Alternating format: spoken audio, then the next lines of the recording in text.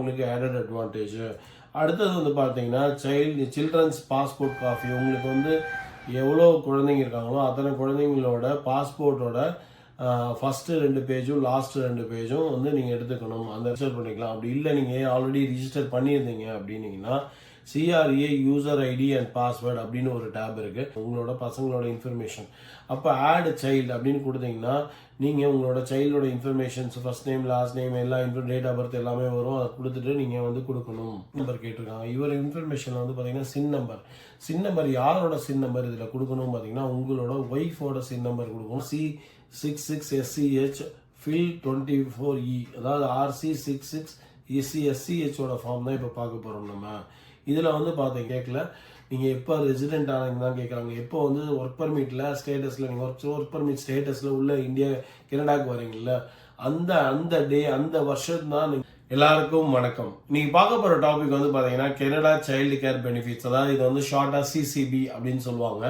இது வந்து என்னன்னு பார்த்தீங்கன்னா கனடா கவர்மெண்ட் வந்து உங்கள் குழந்தைங்களுக்காக மாதம் சில அமௌண்ட் சில டாலர்ஸ் வந்து உங்களோட பேங்க் அக்கௌண்ட்டில் கிரெடிட் பண்ணுவாங்க. சப்போஸ் உங்களுக்கு ஒரு குழந்தை இருந்தாச்சுன்னா இவ்வளோ அமௌண்ட் கிரெடிட் பண்ணுவாங்க. 2 குழந்தைங்க இருந்தால் அதுக்கு தகுந்த மாதிரி அமௌண்ட் கிரெடிட் பண்ணுவாங்க. இது வந்து depends on your salary per annum. நீங்கள் வந்து எவ்வளோ டேக்ஸ் கட்டியிருக்கீங்க பின்னாடி எவ்வளோ பெர் ஆனம் வாங்குறீங்களோ அதுக்கு தகுந்த மாதிரி உங்களோட குழந்தைங்களுக்கு தருவாங்க. சப்போஸ் சில வீட்டில் வந்து 2 பேர் ஒர்க் பண்ணவங்களா இருக்கலாம்.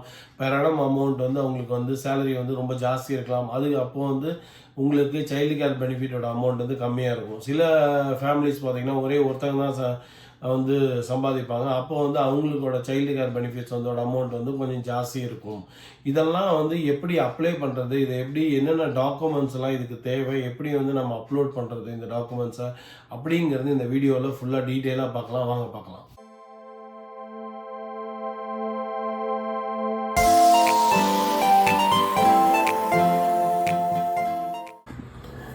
இப்போது what is Canada child benefit CCBனா என்ன அப்படின்னு பார்த்தீங்கன்னா இது வந்து ஒரு டேக்ஸ் ஃப்ரீ மந்த்லி பேமெண்ட்னு சொல்லலாம். இது வந்து கவர்மெண்ட் வந்து கனடா கவர்மெண்ட் வந்து உங்களுக்கு உங்கள் குழந்தைங்கள வளர்க்குறதுக்காக 18 வயசுக்குள்ளே இருக்கிற குழந்தைங்கள வளர்க்குறதுக்காக இந்த அமௌண்ட் வந்து உங்களுக்கு கிரெடிட் பண்ணுறாங்க மாதம்.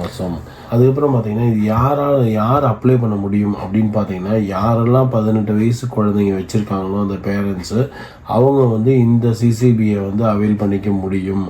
அதே மாதிரி இது யார் வந்து பிரைமரி ரெஸ்பான்சிபிளாக இருக்கும் அப்படின்னு இருப்பாங்கன்னு பார்த்தீங்கன்னா அவங்க இந்த சைல்டோட மதர், அதாவது அவங்க அம்மா, குழந்தையோட அம்மா இருக்கிறது தான் வந்து பிரைமரி டேக் கேர்னு சொல்கிறாங்க. அதனால் அவங்க மூலமாக தான் இதை வந்து நம்ம CCBவே அப்ளை பண்ண முடியும். அதாவது ஹஸ்பண்ட் ஒய்ஃப் இருந்து குழந்தைங்க இருந்தாங்கன்னா அந்த ஒய்ஃப் மாதிரி தான் வந்து பிரைமரி ரெஸ்பான்சிபிளாக இருப்பாங்க. அவங்க பேரை வச்சு தான் நம்ம வந்து அவங்களோட CRA அக்கௌண்ட்டை வச்சு தான் வந்து நம்ம அப்ளை பண்ண முடியும்.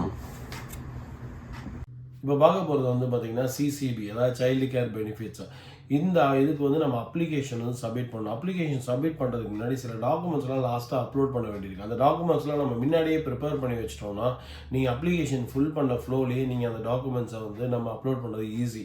அதனால் இப்போ என்னென்ன டாக்குமெண்ட்ஸ் வந்து இதுக்கு கண்டிப்பாக தேவை அப்படிங்கிறத இப்போ பார்க்கலாம். இப்போ பார்த்தீங்கன்னா ஃபஸ்ட்டு டாக்குமெண்ட் அப்படிங்கிறது என்னென்னு பார்த்தீங்கன்னா ஆல் ஒர்க் பர்மிட் ஸ்டேட்டஸ்.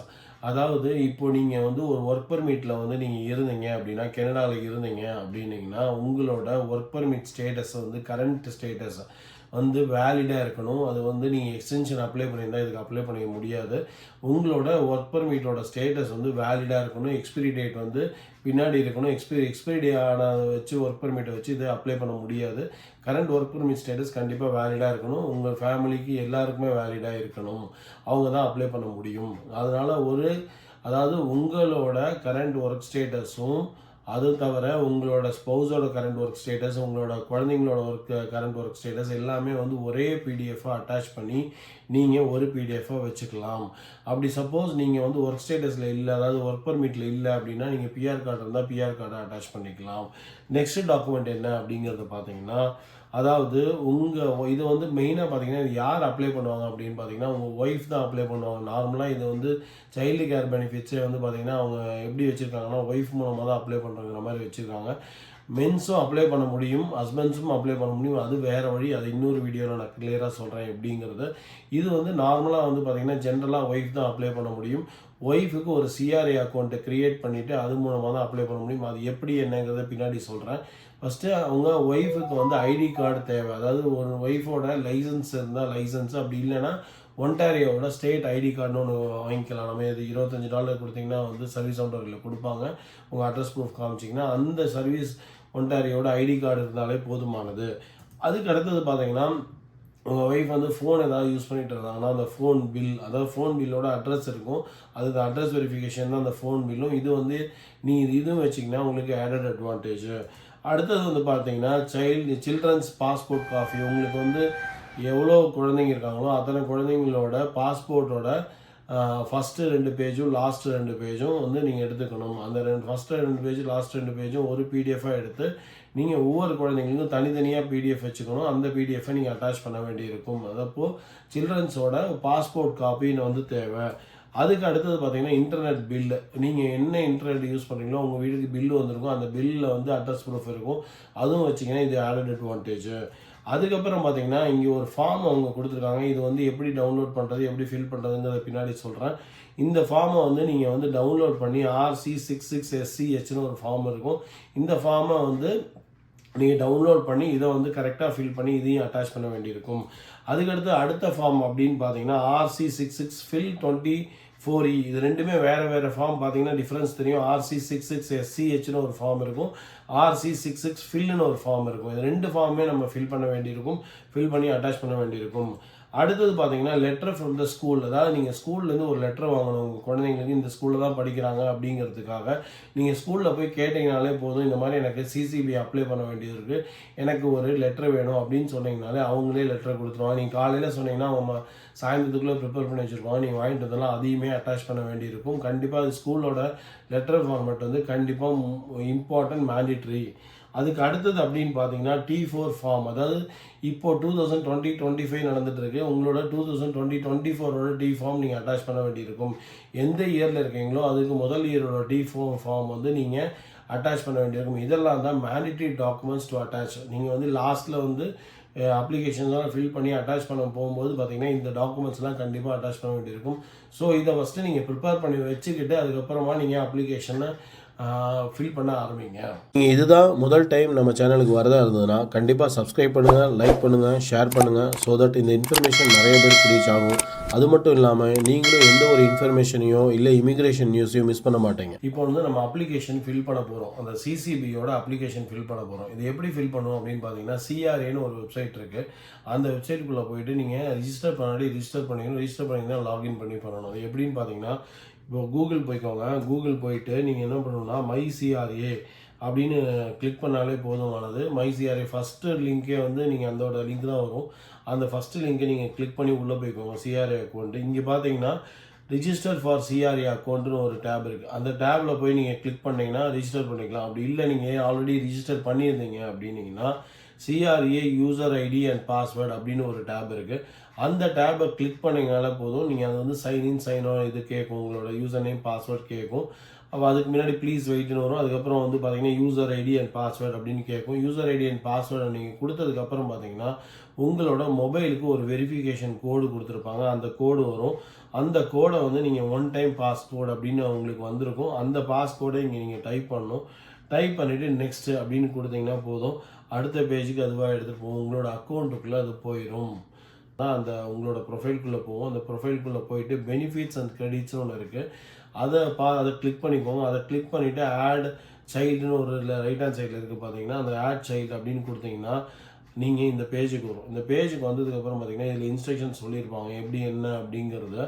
இதெல்லாம் ஒரு தடவை நீங்கள் கோத்ரூ பண்ணிக்கோங்க. கோத்ரூ பண்ணிவிட்டு ஸ்டார்ட்டுன்னு கொடுத்தீங்கன்னா உங்களோட ஃபார்மை வந்து ரிவ்யூ, உங்களுக்கு ஏற்கனவே நீங்கள் என்னென்ன இன்ஃபர்மேஷன்ஸ் கொடுத்தீங்களோ அதெல்லாம் இருக்கும். அந்த இன்ஃபர்மேஷன்ஸ் எல்லாம் நீங்கள் கொடுத்ததெல்லாம் கரெக்டானு பார்த்துக்கோங்க. கரெக்டாக இருந்ததுன்னா all the informations above correct அப்படின்னு சொல்லி எஸ்ன்னு கிளிக் பண்ணிக்கோங்க. கிளிக்குன்னு ஏதாவது எஸ்ன்னு கொடுத்துட்டு நீங்கள் நெக்ஸ்ட்டு கொடுங்க. அப்புறம் பார்த்தீங்கன்னா என்ன கேட்குறாங்கன்னா, have you been a Canadian citizen for last 12 months கேட்குறாங்க. கெனடியன் சிட்டிசன் இல்லைங்க, நான் கெனடியன் சிட்டிசன் இல்லை, அதனால நோன்னு கொடுத்துருக்கேன். அதனால் நோன்னு கொடுத்ததுக்கப்புறம் பார்த்தீங்கன்னா இந்த இடத்துல அடுத்தது வந்து நீங்கள் சைல்டோட இன்ஃபர்மேஷனை வந்து நம்ம கொடுக்க வேண்டியிருக்கும், உங்களோட பசங்களோட இன்ஃபர்மேஷன். அப்போ ஆட் சைல்டு அப்படின்னு கொடுத்தீங்கன்னா நீங்கள் உங்களோட சைல்டோட informations first name last name எல்லா டேட் ஆஃப் பர்த் எல்லாமே வரும், அதை கொடுத்துட்டு நீங்கள் வந்து கொடுக்கணும். நீங்கள் ஒன்ஸ் உங்களோட சைல்டோட இன்ஃபர்மேஷன்ஸ் இப்போ ஒரு சைல்டுனா ஒரு சைல்டு இல்லைனா 2-3 சைல்டு உங்களுக்கு இருந்தாங்கன்னா சில்ட்ரன்ஸ் இருந்தாங்கன்னா நீங்கள் என்ன பண்ணால் திருப்பி ஆட் சைல்டுன்னு கொடுத்து அவங்களோட இன்ஃபர்மேஷன்ஸும் கொடுத்துடும். கொடுத்தீங்கன்னா நீங்கள் எல்லாரோட சைல்டோட இன்ஃபர்மேஷன்ஸுமே அவங்க கிளியராக அதோட சைல்டு இன்ஃபர்மேஷன்ஸ் கீழே வந்துருக்கு. இப்போ ஒரு குழந்தைனா ஒரு குழந்தை, 2 குழந்தைனா 2 குழந்தையோட இன்ஃபர்மேஷன்ஸுமே அந்த சைல்டு இன்ஃபர்மேஷன்ஸுக்கு கீழே வந்துடும். அது வந்ததுக்கப்புறம் பார்த்தீங்கன்னா நீங்கள் கீழே வந்து அவங்க வந்து இது எஸ்ஸான்னு கொடுத்து கேட்டிருப்பாங்க, ஐ சர்டிஃபைடுன்னு கொடுத்துட்டு கிளிக் பண்ணிவிட்டு சப்மிட்டுன்னு கொடுக்கணும். அதுக்கு சப்மிட்னு கொடுத்தீங்கன்னா அவங்க சக்ஸஸ்ன்னு வந்துடும், கம்ப்ளீட் யுவர் இன்ஃபர்மேஷன்ஸ்னு வந்துடும், கம்ப்ளீட் யுவர் அப்ளிகேஷன் வந்துடும். நீங்கள் அதை ஃபுல்லாகவே படித்து பார்க்குறதுக்கு முன்னாடி பார்த்தீங்கன்னா அங்கே கொடுத்துருப்பாங்க RCH 66 SCH ஸ்டேட்டஸை வந்து நீங்கள் வந்து ஃபில் பண்ணணும்னு சொல்லியிருக்காங்க. இந்த டாக்குமெண்ட் தான் நான் சொன்னேன். இந்த டாக்குமெண்ட் நீங்கள் ஃபில் பண்ணி முன்னாடியே வச்சுருந்தீங்கன்னா உங்களுக்கு சப்மிட் த டாக்குமெண்ட்ஸ் வரும்போது ஈஸியாக இருக்கும். அப்புறம் சப்மிட் த டாக்குமெண்ட்ஸ் அப்படின்னு கிளிக் பண்ணிட்டீங்கன்னா இங்கே நீங்கள் இந்த டாக்குமெண்ட்ஸ் எல்லாமே அட்டாச் பண்ணலாம். நீங்கள் இங்கே போயிட்டு நீங்கள் எல்லா டாக்குமெண்ட்ஸும் ரெடியாக இருந்துச்சு அப்படின்னா நீங்கள் இந்த இடத்துல அட்டாச் பண்ண முடியும். சப்போஸ் நீங்கள் இந்த டாக்குமெண்ட்ஸ் எதுவுமே ரெடியாக இல்லை, உங்கள்கிட்ட அட்டாச் டாக்குமெண்ட்ஸ் எதுவுமே ரெடியாக இல்லை அப்படின்னா இதோட டாக்குமெண்ட்ஸ்லாம் ரெடி பண்ணிட்டு வரும்போது ப்ளீஸ் லாகின் பண்ணுவீங்க. லாகின் பண்ணிவிட்டு வரும்போது என்ன ஆகும் அப்படின்னு பார்த்தீங்கன்னா திருப்பி வந்து உங்களுக்கு இந்த பேஜ் வரும். இப்போது இந்த பேஜில் பார்த்தீங்கன்னா நோ டாக்குமெண்ட்ஸ் அப்படின்னு சப்மிட்னு வருது. ஏன்னா நான் எந்த டாக்குமெண்ட் சப்மிட் பண்ணல, லாக் அவுட் பண்ணிட்டேன். இப்போ திருப்பி ஸ்டார்ட்லேருந்து ஆரம்பிக்கிறேன். ஸ்டார்ட் போயிட்டு திருப்பியும் வந்து பார்த்தீங்கன்னா do you have a case reference நம்பர்னு கேட்குது. நம்மகிட்ட கேஸ் ரெஃபரன்ஸ் நம்பர் இல்லை, ஏன்னா இன்னும் சப்மிட் பண்ணலை. அதனால நம்ம நோன்னு கொடுக்குறோம். நோன்னு கொடுத்துட்டு கீழே வந்தீங்கன்னா வந்து பார்த்தீங்கன்னா டாபிக், எந்த டாப்பிக்கில் நீங்கள் சப்மிட் பண்ண போகிறீங்கன்னு கேட்கும்.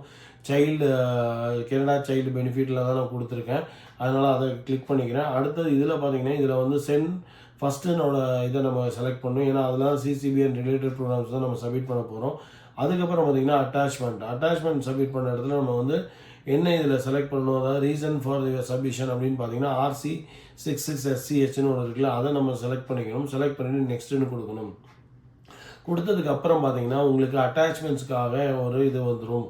நீங்கள் இங்கே அட்டாச்மெண்ட்ஸ் அப்படின்னு பார்த்தீங்கன்னா இந்த அட்டாச்மெண்ட்ஸை கிளிக் பண்ணிக்கோங்க. கிளிக் பண்ணோன்னே இங்கே வந்து பார்த்தீங்கன்னா அவங்க என்ன கொடுத்துருப்பாங்க அப்படின்னு பார்த்தீங்கன்னா நீங்கள் என்னென்ன அட்டாச் பண்ண போகிறீங்க அப்படிங்கிறத இங்கே கொடுத்துருப்பாங்க. அதாவது ப்ரௌஸ் பண்ணி நீங்கள் அட்டாச் பண்ணணும். என்னென்ன டாக்குமெண்ட்ஸ் அட்டாச் பண்ணணும் அப்படின்னா நான் முன்னாடி சொன்ன மாதிரி ஒரு லிஸ்ட் ஆஃப் டாக்குமெண்ட்ஸ் ஃபஸ்ட்டே சொல்லியிருந்தேன். அந்த லிஸ்ட் ஆஃப் டாக்குமெண்ட்ஸை இங்கே ஒவ்வொன்றா தனித்தனியாக அட்டாச் பண்ணணும்.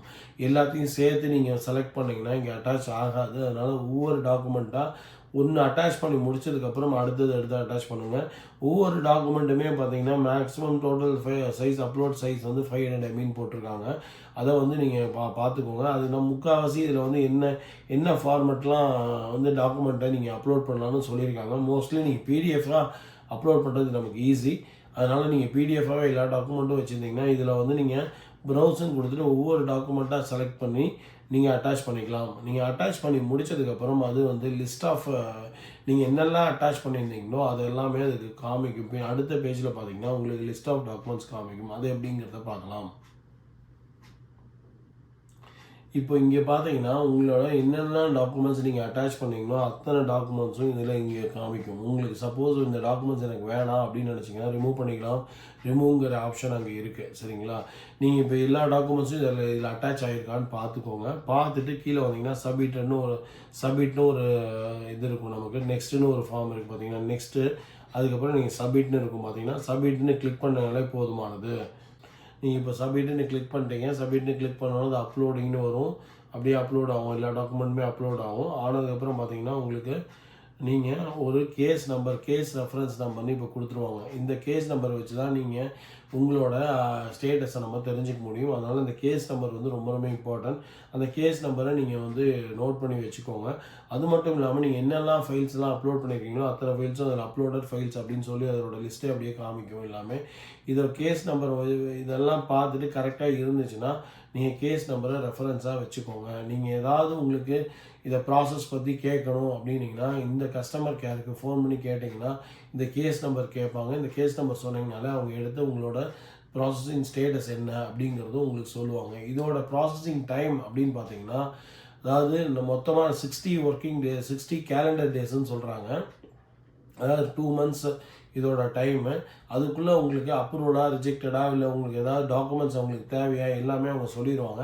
ஆனால் இந்த ப்ராசஸிங் ஆரம்பிக்கிறதுக்கே வந்து ஒரு 2 வீக்ஸுக்கு மேலே ஆகும். நீங்கள் அதுக்கு முன்னாடி போய் பார்த்துட்டே இருந்தீங்கன்னா ஒரு ஸ்டேட்டஸும் இருக்காது. நீங்கள் ஃபோன் பண்ணி கேட்டாலும் இட் இஸ் இன் ப்ராக்ரஸ் தான் சொல்லுவாங்க.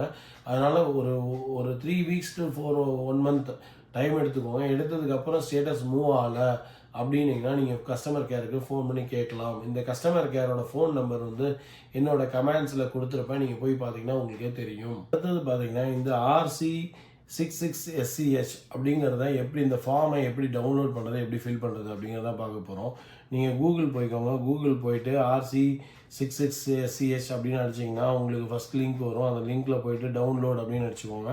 டவுன்லோட் அடிச்சிங்கன்னா உங்களுக்கு ஒரு டவுன்லோட் ஃபார்ம் கிடைக்கும். அதில் போயிட்டு நீங்கள் டவுன்லோட் பண்ணிக்கலாம். அதை டவுன்லோட் பண்ணிக்கிட்டிங்கன்னா அது வந்து டவுன்லோட் ஆகிரும். டவுன்லோட் ஆனதுக்கப்புறம் அதை ஓப்பன் பண்ணிக்கோங்க. ஓப்பன் பண்ணி பார்த்தீங்கன்னா உங்களுக்கு அதில் நிறைய இன்ஃபர்மேஷன்ஸ் கேட்டிருப்பாங்க. இப்போ வந்து நம்ம என்ன பார்க்க போகிறோம் அப்படின்னா RC66 FIL 24E அந்த டாக்குமெண்ட்டோடது பார்க்க போகிறோம். அதில் போய் பார்த்தீங்கன்னா கனடா சைல்டு பெனிஃபிட் அப்ளிகேஷன் மேலேயே எழுதியிருப்பாங்க, பார்த்தீங்கன்னா தெரியும். அதுக்கப்புறம் அப்படியே வந்தீங்கன்னா வந்து ஃபஸ்ட்டு எடுத்தோன்னே என்ன கேட்டிருக்காங்க அப்படின்னா சின் நம்பர் கேட்டிருக்காங்க. இவர் இன்ஃபர்மேஷனில் வந்து பார்த்தீங்கன்னா சின் நம்பர் யாரோட சின் நம்பர் இதில் கொடுக்கணும் பார்த்தீங்கன்னா உங்களோட ஒய்ஃபோட சின் நம்பர் கொடுக்கணும். ஏன்னா இதில் வந்து அவங்க தான் ரெப்ரசன்டேட்டிவ், அவங்க தான் வந்து அவங்கள வச்சு தான் நம்ம அப்ளை பண்ணுறோம். அதனால் ஃபஸ்ட்டு எடுத்தோன்னா பார்த்தீங்கன்னா யுவர் இன்ஃபர்மேஷனில் உங்களோட ஒய்ஃபோட சின் நம்பர் கொடுக்கணும். அடுத்து ஃபஸ்ட் நேம் லாஸ்ட் நேம் அப்படிங்கிறத பார்த்தீங்கன்னா உங்களோட ஒய்ஃபோட ஃபஸ்ட் நேம் லாஸ்ட் நேம் நம்ம கொடுக்க வேண்டியிருக்கும். அதுக்கடுத்து டேட் ஆஃப் பர்த், உங்கள் ஒய்ஃபோட டேட் ஆஃப் பர்த் கொடுக்கணும். அதுக்கப்புறம் பார்த்தீங்கன்னா யுவர் அட்ரஸ் அப்படின்னு கேட்டிருக்காங்க. நீங்கள் எந்த அட்ரஸில் இப்போது இருக்கீங்களோ அந்த அட்ரஸை நீங்கள் கொடுக்கணும். கொடுத்து முடிச்சுட்டு have you move from the different ப்ராவின்ஸ்னு கேட்டிருக்காங்க. சப்போஸ் நீங்கள் ப்ராவின்ஸ் வந்து நீங்கள் வேறு எங்கேயோ தான் மூவ் பண்ணியிருந்தீங்கன்னா நீங்கள் எஸ்ன்னு கொடுக்க வேண்டியிருக்கும். இல்லை இதே ஒன்டாரியோ ப்ராவின்ஸில் தான் நீங்கள் இருக்கீங்க ரொம்ப வருஷமாக, அதாவது லாஸ்ட்டு 12 மந்த்ஸாக இங்கே தான் இருக்கீங்க அப்படின்னீங்கன்னா நீங்கள் நோன்னு கொடுத்தா போதும். சப்போஸ் நீங்கள் வந்து கியூபக்லேருந்து இந்த பக்கம் வந்திருந்தீங்க அப்படின்னீங்கன்னா நீங்கள் எஸ்ன்னு கொடுக்க வேண்டியிருக்கும். இல்லை நீங்கள் ஒன்டாரியோலேயே இருந்தீங்கன்னா நோன்னு கொடுத்தா போதுமானது. அடுத்தது ஹோம் அட்ரஸ் கேட்டிருக்காங்க. ஹோம் அட்ரஸும் முன்னாடி இந்த அட்ரஸும் நீங்கள் சேமாக இருந்ததுன்னா சேம் அட்ரஸ் மெயிலிங் அட்ரஸ்னு கொடுத்துக்கோங்க. கொடுத்து முடிச்சோன்னே கீழே வந்து பார்த்தீங்கன்னா வந்து யுவர் மேரிஷியல் ஸ்டேட்டஸ்ன்னு கேட்டிருக்காங்க. அது வந்து மேரிடாக இருந்தால் மேரிட்னு கொடுங்க. உங்களுக்கு என்ன சூட் ஆகுதோ அதை கொடுங்க. சப்போஸ் நீங்கள் மேரிடாக இருந்தீங்கன்னா உங்கள் மேரேஜோட டேட்டு கேட்குறாங்க. அதுதான் enter the date the selected status begin அப்படின்னு ஒன்று இருக்குது பார்த்தீங்கன்னா, அந்த காலமில் நீங்கள் என்றைக்கு உங்களுக்கு உங்கள் 2 பேருக்கும் மேரேஜ் ஆச்சோ அந்த மேரேஜோட டேட்டு தான் அங்கே வர வேண்டியிருக்கும். அடுத்தது வந்து பார்த்தீங்கன்னா சோஷியல் இன்சூரன்ஸ் நம்பர், அதாவது சின்னோட உங்களோட ஸ்பௌஸோட சின் நம்பர் இங்கே கொடுக்கணும். உங்களோட ஸ்பௌஸோட சின் நம்பர் கொடுக்கணும். உங்களோட ஹஸ்பண்டோட சின் நம்பர், உங்கள் ஹஸ்பண்டோட ஃபஸ்ட் நேம் லாஸ்ட் நேமு, அவரோட டேட் ஆஃப் பர்த்து கொடுக்க வேண்டியிருக்கும். கொடுத்துட்டு அடுத்தது வந்து ஸ்டெப் 4 அப்படின்னு பார்த்தீங்கன்னா யுவர் சிட்டிசன் ஸ்டேட்டஸ்ன்னு கொடுத்துருவாங்க. உங்களுக்கு என்ன அது கரெக்டாக இருக்கோ அது நீங்கள் சூஸ் பண்ணிக்கோங்க சிட்டிசன் ஸ்டேட்டஸை. அடுத்த newcomer or returning residence to Canada அப்படின்னு கேட்டிருக்காங்க. இல்லை நான் வந்து இதில் எஸ்ன்னு கொடுத்துருக்கேன். என்னோட அப்ளிகேஷனில் உங்களுக்கு என்ன அது பொருத்தமாக இருக்கோ அது மாதிரி கொடுத்துக்கோங்க. கொடுத்து முடிச்சுட்டு அதுக்கப்புறம் சைல்டோட இன்ஃபர்மேஷன், சைல்டோட ஃபஸ்ட்டு சைல்டோட இன்ஃபர்மேஷன், செகண்ட் சைல்டோட informations, first name last name, அப்புறம் வந்து டேட் ஆஃப் பர்த், மேலா ஃபீமேலா, அவங்க எங்கே பிறந்தாங்க அப்படிங்கிறது எல்லாமே இதில் டீட்டெயில்ஸ் கொடுக்கணும். 2 சைல்டுனா 2 சைல்டோட இன்ஃபர்மேஷனுமே நம்ம கொடுக்கணும் இங்கே.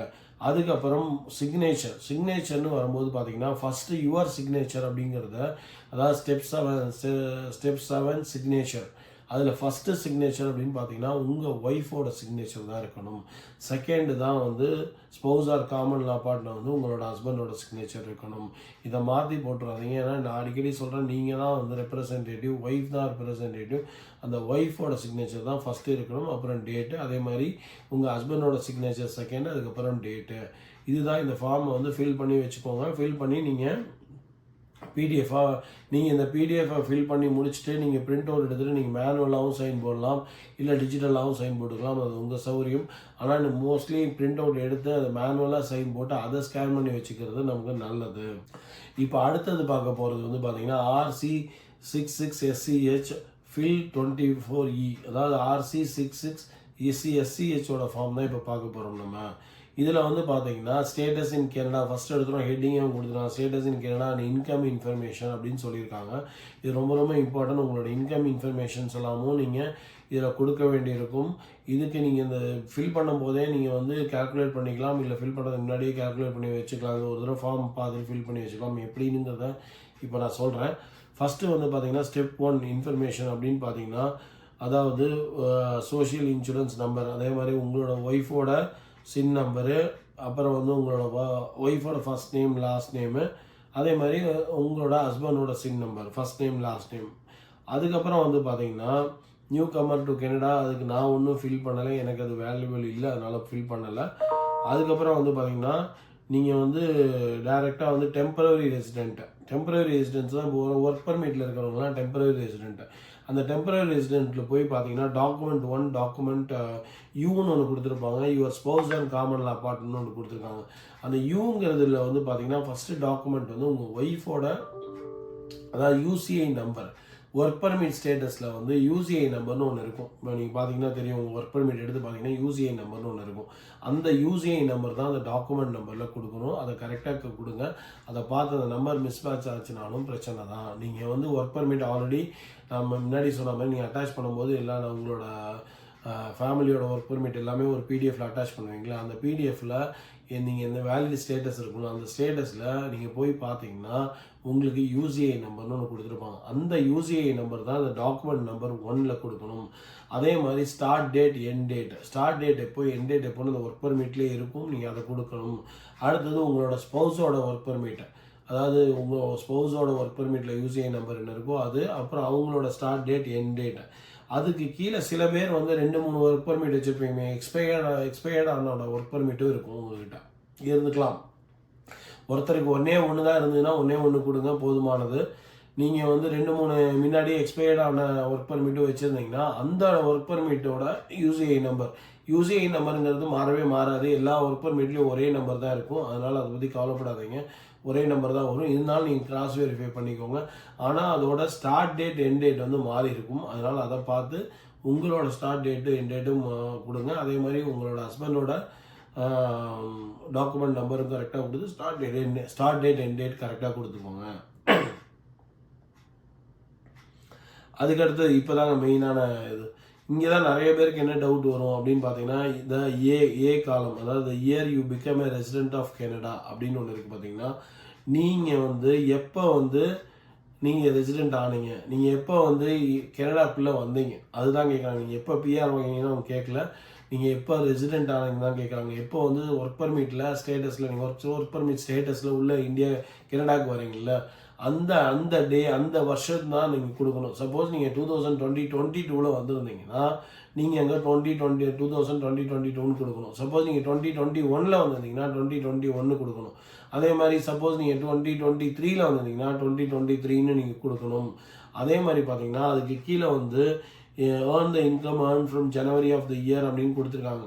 அது வந்து பார்த்தீங்கன்னா நீங்கள் இங்கே வந்த வருஷத்துலோட எவ்வளோ ஏர்ன் பண்ணியிருக்கீங்க, எவ்வளோ டேக்ஸ் கட்டியிருக்கீங்க, எவ்வளோ ஏர்ன் பண்ணியிருக்கீங்க, டோட்டல் இன்கம் கேட்டிருக்காங்க. அதை வந்து கரெக்டாக நீங்கள் கேல்குலேட் பண்ணி கொடுக்கணும். நீங்கள் உங்களோட சேலரியோட உங்களோட பேங்க் ஸ்டேட்மெண்ட்டில் போய் பார்த்தீங்கனாலே ஈஸியாக கேல்குலேட் பண்ண முடியும்.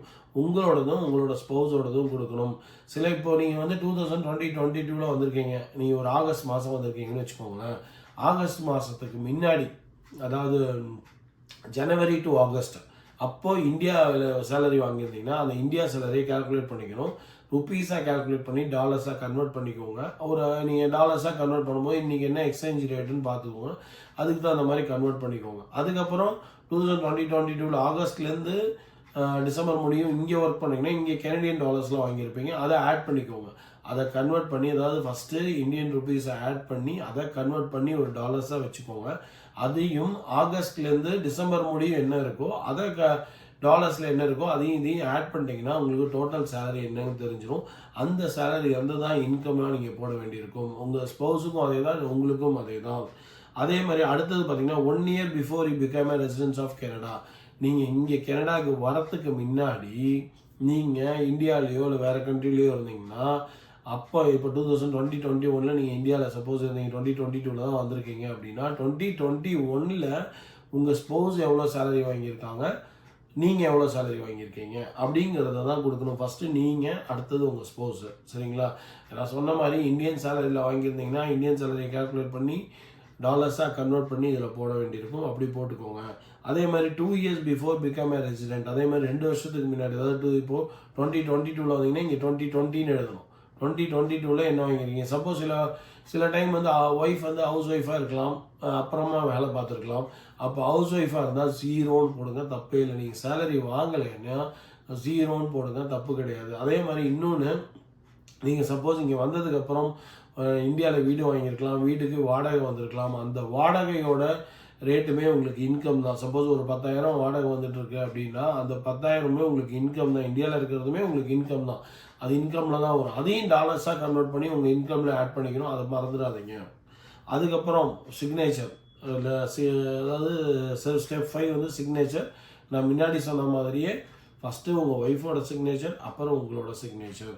இதை வந்து நீங்கள் போடணும். இதை வந்து நீங்கள் எல்லாத்தையும் ஃபில் பண்ணிவிட்டு பிரிண்ட் அவுட் எடுத்து சிக்னேச்சர் போட்டு ஸ்கேன் பண்ணி வச்சுக்கிட்டாலே போதுமானது.